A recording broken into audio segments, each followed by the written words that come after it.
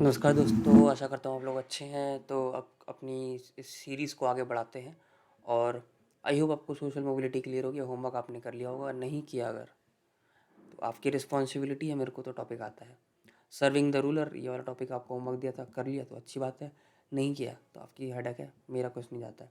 ठीक है, तो ये सारी चीज़ें इसको एक सर्च करोगे यार, एक बार में आपको मिल जाएगा। खाली एक आपको पैराग्राफ इसको रीड करना और दो एग्जाम्पल कोड करके यहाँ पे लिख देना। जैसे एक मैंने हिंट दिया था मराठा का, यहाँ पे पट्टीदारी और गुजरात के बारे में थोड़ा लिख सकते हो। ठीक है, ये दूसरा भी एग्जाम्पल दे दिया मैंने। थोड़ा रीड करो उनके बारे में, इन्होंने कैसे क्लेम किया, क्या क्लेम किया। ठीक है, थोड़ा लिखिए ज़रा इनके बारे में, क्योंकि सोशल मोबिलिटी ऐसा टॉपिक है जो करंट अफेयर में जो चलता ही रहता है। ठीक है, तो इन चीज़ों को जो है आप लोग इग्नोर नहीं कर सकते। कास्ट सिस्टम ठीक है हमारा हो चुका है। चलिए अब आगे बढ़ते हैं। अब थोड़ी सी हम लोग वो पढ़ाई करते हैं जो सिलेबस में लिखी भी है और जिसके आने की प्रोबेबिलिटी बहुत ज़्यादा भी है, क्वेश्चन आ भी चुके हैं। ठीक है, कास्ट के बारे में हम पढ़ रहे थे। ठीक है, तो हम पढ़ेंगे अपना चौथा टॉपिक, कहाँ गया ये रहा, सॉरी तीसरा topic, effect of globalisation on Indian society. इसको कॉपी किया मैंने। तो effect of globalisation on caste. ठीक है, कि कास्ट पे क्या क्या इफेक्ट हुआ ग्लोबलाइजेशन से, ये पूरी मेन हेडिंग है। इसके अंडर बहुत सारी चीज़ें आएंगी, बहुत सारी। ठीक है, तो बस आप लोग नोट्स बनाते चलिए जो जो मैं बताता जा रहा हूँ। ठीक है, वरना मैं आपको इस डॉक्यूमेंट का लिंक भी दे दूंगा अगर आप लोग मांगेंगे तो। ठीक है, और थोड़ा सा कमेंट सेक्शन में आप लोग भी एक्टिव रहें तो मेरे को भी थोड़ा सा अच्छा लगता है कि सब लोग पढ़ रहे हैं, वरना पता नहीं चलता है कि कोई लोग पढ़ रहे हैं। ठीक है, तो कोई भी पढ़ रहा है तो बोलते हैं ना मैं पढ़ रहा हूँ या समझ में आ गया मेरे को। ठीक है, थोड़ा अच्छा लगता है ऐसे।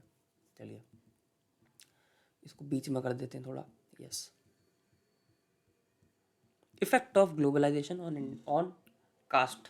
अब देखिए कास्ट सिस्टम में ग्लोबलाइजेशन से कैसे इम्पैक्ट है। ग्लोबलाइजेशन जो कि 1991 की शुरुआत हुई, जिसमें प्राइवेट प्लेयर्स का जो है रोल प्ले बढ़ गया, डिसइन्वेस्टमेंट हुई, प्राइवेटाइजेशन चीज़ें हुई, थोड़ी थोड़ी सी ये जितनी भी चीज़ें हुई। तो कास्ट सिस्टम में क्या क्या चेंज आया उसके बारे में बात करते हैं। तो ग्लोबलाइजेशन के आ जाने से कास्ट सिस्टम में ये बदलाव आया कि कास्ट सिस्टम एक पर्सनल स्फेयर में रह गया और इकोनॉमिक स्फेयर में जो है कास्ट सिस्टम नहीं रहा। ठीक है, तो मैं लिख देता हूँ the ritual of caste is a personal sphere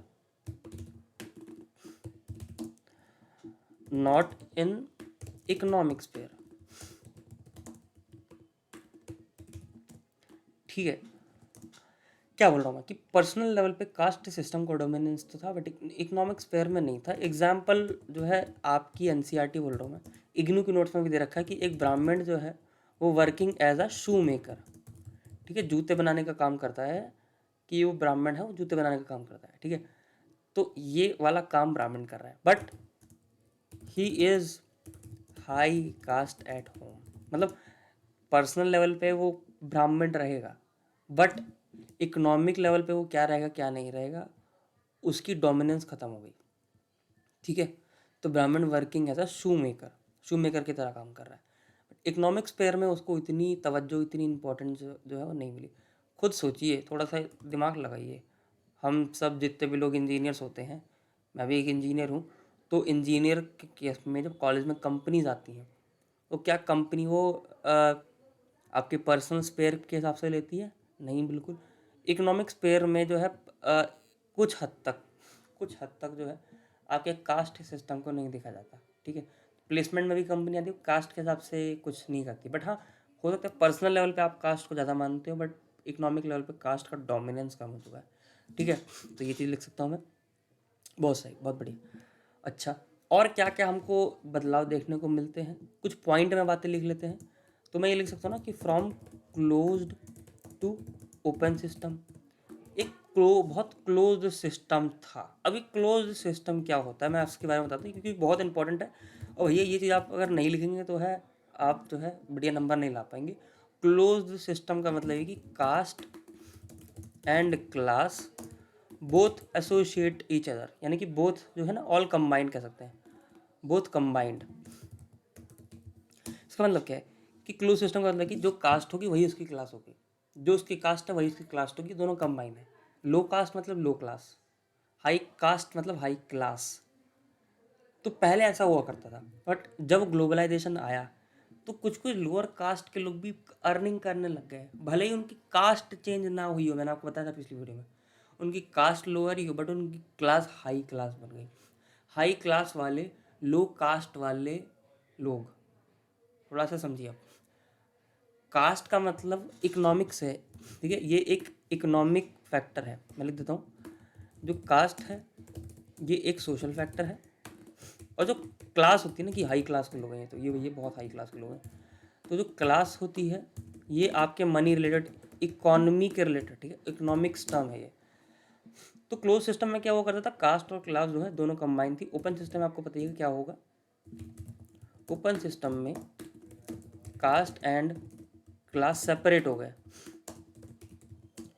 क्योंकि बहुत से जो लोग लोअर कास्ट के थे वो अर्निंग अच्छी करने लग गए हैं ना, उनको ग्लोबलाइजेशन के जो है फ़ायदे दिखने लग गए, अर्निंग करी, वो हाई कास्ट के हो गए। बहुत से जो हाई कास्ट के थे वो हो सकता है कि इस ग्लोबलाइजेशन के कंपटीशन में पीछे रह गए, हाई कास्ट के लोअर क्लास के लोग बन गए, है ना। तो ये चीज़ें हैं, यह चीज़ें आपको पता होनी चाहिए, ये चीज़ें हुई हैं ऐसे ऐसे। तो ग्लोबलाइजेशन का इफेक्ट कुछ इस तरह से हमको देखने को मिलता है। तो ये पॉइंट है, ये इकोनॉमिक्स वाला पॉइंट है, तो इसको मैं 1 डाल देता हूँ।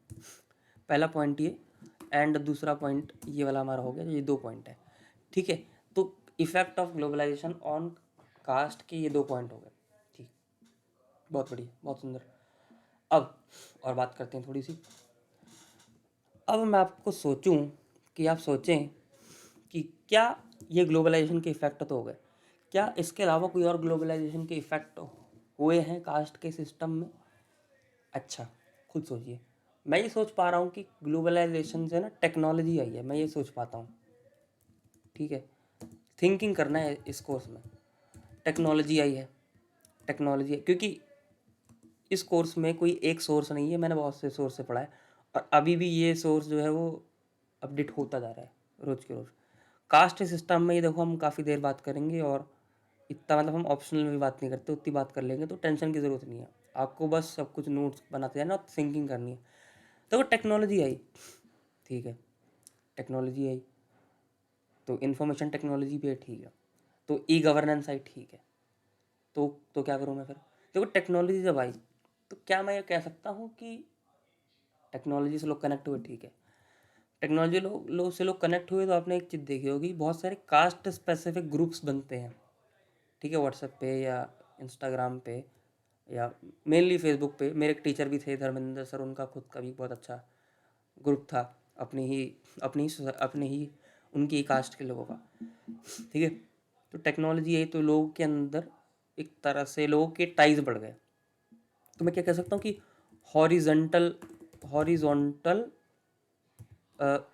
टाइज स्ट्रोंगर हुए। देखो कास्ट मान लो हायरार्की में बटी थी, ये तो पहले लोग दूर रह रहे, कोई वहाँ रह रहा है, कोई यहाँ रह रहा है, कोई यहाँ रह रहा है, तो उतने कनेक्टेड नहीं थे। अब एक कास्ट के लोग सब कनेक्ट हो गए, तो हॉरिजॉन्टली उनके टाइज कनेक्ट हो गए, जैसे ये एक टाइप, फिर दूसरा टाइप, फिर तीसरा ये टाइप, फिर चौथा टाइप, यानी कि इस लेवल पे सब लोग ना अप्रॉक्सीमेटली कनेक्ट हो गए टेक्नोलॉजी से भी एंड इंफ्रास्ट्रक्चर से भी, कनेक्ट हो गए, बहुत बढ़िया, क्योंकि इंफ्रास्ट्रक्चर का क्रिएशन हुआ ही था ग्लोबलाइजेशन के बाद, आप सबको पता ही है। अच्छा, तो हॉरिजॉन्टल टाइज जो है वो हमको देखने को मिलते हैं, हॉरिजॉन्टल स्ट्रेच बढ़ गया, ठीक है, बहुत सुंदर।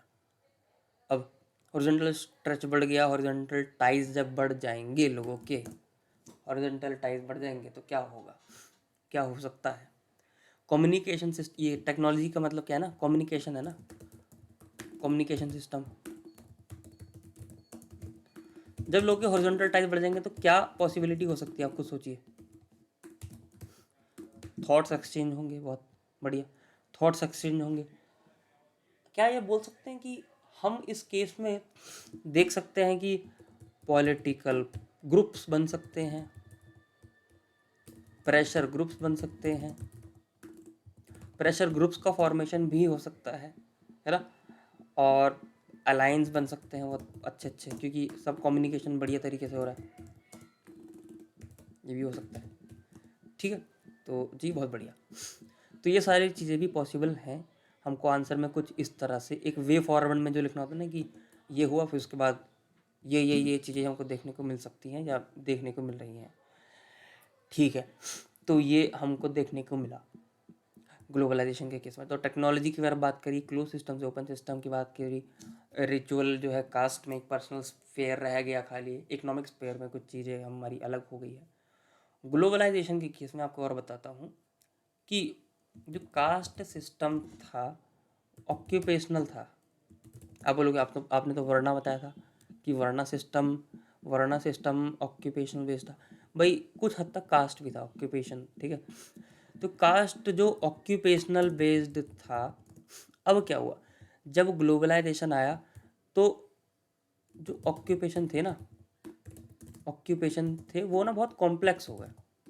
ऑक्यूपेशन बिकम कॉम्प्लेक्स ऑक्यूपेशन हो गया। जैसे मान लो कि कोडिंग की जॉब जो पहले नहीं थी, बट कोडिंग की जॉब आ गई, बट कोडिंग की जॉब कौन सी कास्ट का पर्सन करेगा, कॉम्प्लेक्स सिस्टम हो गया, है ना। सेल्स की जॉब पहले नहीं थी, अब सेल्स की जॉब आ गई तो कौन करेगा, है ना। एनालिस्ट की जॉब नहीं थी पहले, एनालिस्ट की जॉब आ गई। फ्रीलांस पहले नहीं था, फ्रीलांसिंग आ गई है, ठीक है। तो पहले बिजनेस करते थे लोग, तो बिजनेस तो ठीक है, बट एनालिस्ट कौन करता, एनालिस्ट तो मतलब पता नहीं कौन ही था। तो मैं आपको बता रहा हूँ कि जो ऑक्यूपेशन सिस्टम था वो कॉम्प्लेक्स होता गया, इसलिए कास्ट जो कि कुछ हद तक ऑक्यूपेशन से लिंक्ड थी वो डाइल्यूट हो गई, ठीक है। Hence occupational association of caste diluted, है ना, डाइल्यूटेड हो गई। हमको डाइल्यूट देखने को मिलेगी, थोड़ी थोड़ी जो है ढीली सी पड़ गई ऑक्यूपेशनल बेस्ड हमारी कास्ट। तो आपको समझ में आ रहा होगा। जैसे कुछ लोग बोलते हैं कि let us go back to Veda, ठीक है। कुछ लोग बोलते हैं let us go back to Veda. क्या ये पॉसिबल है आज के सिनेरियो में? ये यूपीएससी में क्वेश्चन आ सकता है, ये मैं प्रिडिक्ट कर रहा हूँ, ठीक है। यूपीएससी आ सकता, ठीक है, ये मैं बता रहा हूँ आपको। Let us go back to Veda वाला पॉइंट कि भाई ठीक है भाई हमको बैक जाना है, तो क्या ये प्रैक्टिकली पॉसिबल है? तो मेरे हिसाब से तो नहीं है, क्योंकि जो ऑक्यूपेशन थे वो 4 डिविजन्स थे, 4 वर्ना में डिस्ट्रीब्यूटेड थे, for 4 varna distribution of occupation. But अब ऑक्यूपेशन इतना कॉम्प्लेक्स हो गया तो आप सबको अकोमोडेट कहाँ करते फिरोगे, है ना। क्योंकि वेदा में जाने का मतलब यही तो कि ऑक्यूपेशन वरना सब कुछ लिंक्ड होना चाहिए, बट अब तो कुछ ऐसा पॉसिबल ही नहीं है, पहली चीज़। दूसरी चीज़ मैं ये भी बोल सकता हूँ ना कि how will you accommodate Dalits, how will you accommodate, how will you assign SC category के लोगों को, आप कहाँ असाइन करोगे? क्योंकि वेदा में तो उनकी बात ही नहीं की गई थी, बट अब ये लोगों के पास भी एक राइट है ना। तो let us go back to the Veda. क्यों नहीं पॉसिबल है? क्योंकि भाई कैसे आप जो है अकोमोडेट करोगे, ठीक है, 4 वर्ना के अंदर इतने सारे लोगों को, जब ऑक्यूपेशन इतना कॉम्प्लेक्स हो चुका है ग्लोबलाइजेशन के आ जाने से, ठीक है। और एससी कैटेगरी के लोगों को आप कहाँ पे असाइन करोगे? तो चीज़ें बहुत कॉम्प्लेक्स हो चुकी हैं आज के सिनेरियो में, ठीक है। तो ये सारी चीज़ें पर्सनल स्फेयर में आपको कास्ट सिस्टम देखने को मिलेगा और इकोनॉमिक लेवल पर देखने को नहीं मिलेगा। तो आई होप आपको इफेक्ट ऑफ ग्लोबलाइजेशन जो है वो क्लियर हुए होंगे कि मैं क्या क्या बात कर रहा हूँ। चलते हैं आगे। अब क्वेश्चन ये है कि चेंजेस तो हमको देखने को मिले, क्या कास्ट एग्जिस्ट कर सकता है टुमारो में? Can caste system exist tomorrow? कि क्या ये एग्जिस्ट कर सकता है, क्या इसको अबॉलिश किया जा सकता है? इसके बारे में बात करते हैं, इसके कुछ पॉइंट को डिस्कस करते हैं कि कास्ट को क्या डिलीट ही कर दिया जा सकता है क्या अपने यहाँ से। तो भाई इसका आंसर ये कि मैंने आपको बताया ना कि इफेक्ट ऑफ ग्लोबलाइजेशन में एक पॉइंट है टेक्नोलॉजी, इसमें हॉरिजॉन्टल टाइज स्ट्रॉन्ग हो चुके हैं, पॉलिटिकल ग्रुप्स बन चुके हैं, ठीक है। पॉलिटिकल ग्रुप्स ये सब बन चुके हैं, और क्योंकि ये बन चुके हैं तो एक वोट बैंक बन चुका है, ठीक है। Caste as a vote bank, as a caste एक वोट बैंक बन चुका है। तो ये भाई अबॉलिश होना तो बहुत ही मुश्किल है, कास्ट सिस्टम का अबॉलिश हो जाना। सुना होगा अपने बहुजन समाजवादी पार्टी, ठीक है, बीएसपी पार्टी जो है वो अंदर कांचीराम कांचीराम की पार्टी थी जो जो बहुजन समाज वाले लोगों के लिए बनी थी। बहुजन समाज मतलब 80% लोग, इंडिया के जितने भी लोग हैं उनके लिए बनी हुई थी। तो उस केस में अगर आप ध्यान से सोचें तो हॉरिजॉन्टल टाइज तो बढ़ गया, बट एक वोट बैंक क्रिएट हो गया, और वोट बैंक को अबॉलिश करना तो बहुत ही ज़्यादा मुश्किल है। दूसरा, बहुत से कास्ट जो हैं वो क्या करते हैं, सोशल वर्क भी करते हैं, है ना। बहुत से कास्ट के लोग जो है वो, अगर आप देखने को मिलेगा कि वेलफेयर का काम करते हैं, परफॉर्म वेलफेयर। वेलफेयर एस्पेक्ट का काम करते हैं और कॉमन ब्रदरहुड वह पोजेस करते हैं। पॉलिटिकल ग्रुप्स के बारे में मैंने आपको बता दिया। ये सारी चीज़ें हैं। तो अभी इस केस में हम ये नहीं कह सकते कि कास्ट सिस्टम जो है वो ख़त्म ही हो जाएगा, ठीक है। तो सब पॉलिटिक्स के चक्कर में चीज़ें जो है हम ख़त्म अभी नहीं हो पाएंगी। तो ये सारी चीज़ें हमको देखने को मिलती है। तो can caste system exist tomorrow? Yes, ठीक है, डेफिनेटली भाई ये एग्जिस्ट करेगा ही करेगा आगे भी। उसके 2 पॉइंट है, मैंने आपको बता दिए, ठीक है। तो ये सब इफेक्ट ऑफ ग्लोबलाइजेशन का ही टॉपिक चल रहा है ऑन कास्ट। टेक्नोलॉजी की बात करी हमने, इन सब की बात करी। अब हम थोड़ी सी कुछ ऐसी डिबेट करते हैं जो फिर बता रहा हूँ यूपीएससी आ सकता, ठीक है। इसको मैं अपना वही बना देता हूँ, इसको अपना वो बना देता हूँ कि यूपीएससी आ सकता को वो बना देता हूँ कि तकिया कलाम वो कुछ होता है ना कि ये इंपॉर्टेंट है। तो ये यूपीएससी आ सकता में एक और है, कास्ट इन अर्बन इंडिया। क्या अर्बन इंडिया में कास्ट सिस्टम एग्जिस्ट करता है? आप खुद सोचिए कि शहरों में कास्ट सिस्टम एग्जिस्ट करता है। यस भाई, बिल्कुल एग्जिस्ट करता है कास्ट सिस्टम भी। कैसे? पहली बात तो वही पॉलिटिक्स वाला केस। पॉलिटिक्स वाला तो आपको लिखने की, पॉलिटिक्स में हॉरिजॉन्टल टाइज बढ़ चुकी है, हॉरिजॉन्टल यूनिटी बढ़ चुकी है, वोट बैंक के बारे में बात होती है, प्रेशर ग्रुप्स के बारे में लिख सकते हो आप, ठीक है। बहुत सारे कास्ट जो है वो प्रेशर ग्रुप्स फॉर्म कर लेते हैं, ठीक है। फिर बहुत सारे जो ट्रेड यूनियंस आपको देखने को मिलते हैं ना, ट्रेड यूनियन कास्ट बेसिस पे ही हमको देखने को मिलते हैं। Trade unions as per caste के हिसाब से हमको ट्रेड यूनियन देखने को मिलते हैं। जैसे कि गुजरात की हम बात करें तो गुजरात बनिया सभा है, ठीक है, गुजरात बनिया सभा है। तो ये वही ट्रेड यूनियन जो है कास्ट के हिसाब से, ये गुजराती बनिया सभा या गुजरात बनिया सभा है मेरे हिसाब से, तो नाम देख लीजिएगा आप लोग क्या है, ठीक है। तो ट्रेड यूनियन कास्ट के हिसाब से हमको देखने को मिलता है। तो ये चीज़ें हैं। तो कास्ट सिस्टम एग्जिस्ट करता है। अब एक एक हारोल्ड गोल्ड नाम के स्कॉलर हैं, ठीक है। हारोल्ड गोल्ड सर्च कर लेना, मिल जाएंगे। हारोल्ड गोल्ड ने अपनी स्टडी में बताया, ही स्टडीड, उन्होंने पता क्या किया, मैं पहले बता देता हूँ फिर लिखूंगा। इन्होंने लखनऊ के रिक्शे वाले जो थे उनको स्टडी किया, और लखनऊ के रिक्शे वाले में ये पता चला कि वो अपने ऑक्यूपेशन के केस में सेक्युलर है, बट कास्ट को वो तब इम्पोर्टेंस देते हैं जब उनके फैमिली मैटर आ जाता है, शादी का हो गया, ठीक है, या कोई रिचुअल परफॉर्म करना होगा तो वो कास्ट के हिसाब से करते हैं, जो कि सच भी है ना, जो कि सच भी है। तो आप नॉर्मली लिखोगे कि भाई इकोनॉमिक स्पेयर में सेक्युलर रहते हैं, प्राइवेट स्पेयर में लोग कास्ट को तवज्जो देते हैं, तो मज़ा नहीं आएगा, ठीक है। तो हार्लॉर्ड गोल्डन की पूरी एग्जैक्ट ऐसे लिखोगे तो ज़्यादा मज़ा आएगा, ठीक है। स्टडीड रिक्शा वाला ऑफ लखनऊ, लखनऊ के रिक्शा वालों को स्टडी करके उनको पता चला कि they are secular at occupation and but caste importance वो दे देते हैं at family matters. Family matters में कास्ट को वो इम्पोर्टेंस दे देते हैं। इस चीज़ को हमको ख्याल रखना है। ये रिसर्च जो है इनकी आप लिख सकते हो, इनके नाम के साथ आप कोड कर सकते हो, ठीक है। तो मैं आपको इसका कंक्लूजन मैं आपको क्या दे सकता हूँ, कंक्लूजन दे देते हैं एक बार थोड़ा सा। ये एंटर की नहीं दब रही मेरे से, दब गई है। तो जी कंक्लूजन में है कि कास्ट सिस्टम अर्बन के केस में उसने अपनी पुरानी रिजिडिटी को तो खो दिया है और मोर फ्लेक्सिबल हो चुका है, ठीक है। Caste in urban lost its rigidity and become flexible, more flexible, ठीक है। तो फ्लेक्सिबल जो है हमको देखने को मिली है। तो ये सारी चीज़ें जो हैं वो आपको लिखनी है, ठीक है। एक अच्छा इन पॉइंट जो हमने देखा, ये पॉइंट अच्छा था, क्लोज से ये क्लोज टू ओपन ये अच्छा था, ये भी अच्छा पॉइंट था। देखो सब पॉइंट इंपॉर्टेंट है, सब पॉइंट अच्छे हैं, सब पॉइंट जो है काम के हैं।